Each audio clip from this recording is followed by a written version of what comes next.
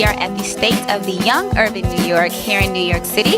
The event is hosted by the New York Urban League's Young Professionals.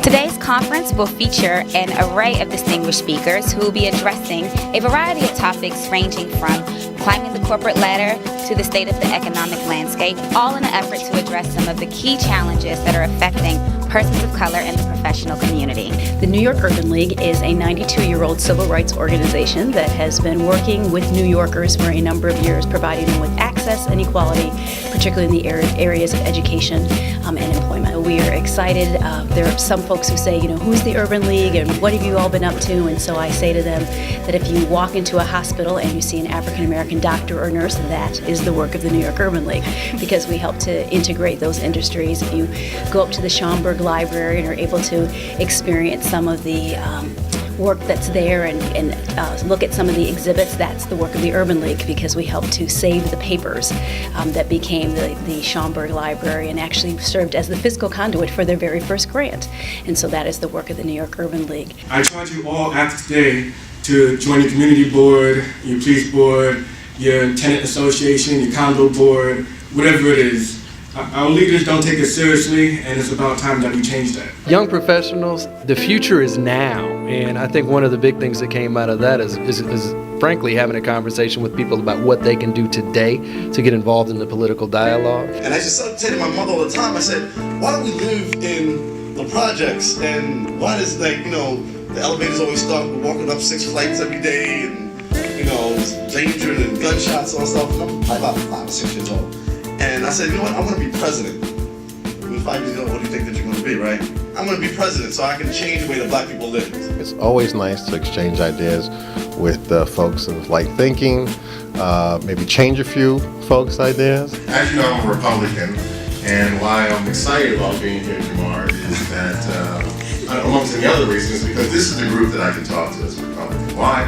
Because this is the group that has been defined as Buckley's, not by yourself, but by the media and news.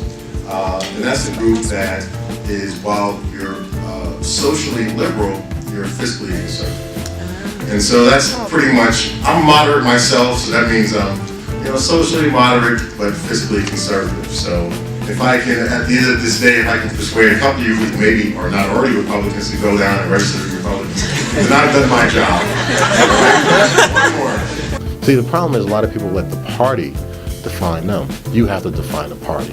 And me becoming a Republican was me defining who the party is.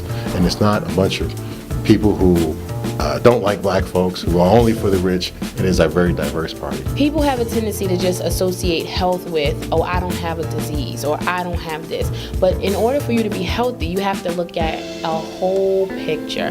Your physical health, your mental health, your social health, your spiritual health. But mentally, you're not healthy because you're working 16-hour-a-day shifts. Socially, you're not healthy because you crave and yearn for a partner or to have a husband or a wife or children, and you're not doing that because everything's being put on the back burner. You need to stop and slow dance for a second and just take a second to breathe. You all, need to be actively engaged, and we as a community need to be actively engaged and participating, because you can't complain if you don't participate.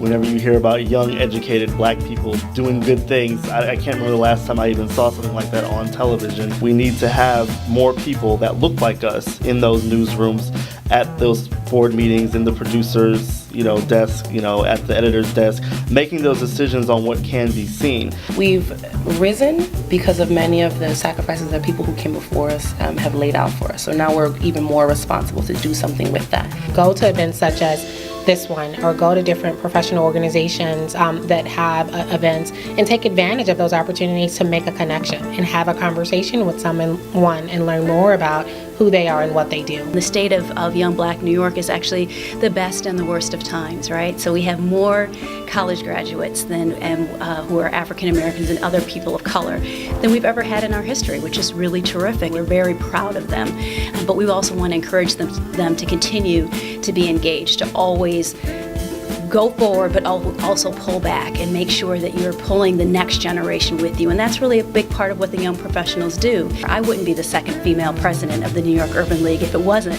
for the Urban League's work beforehand.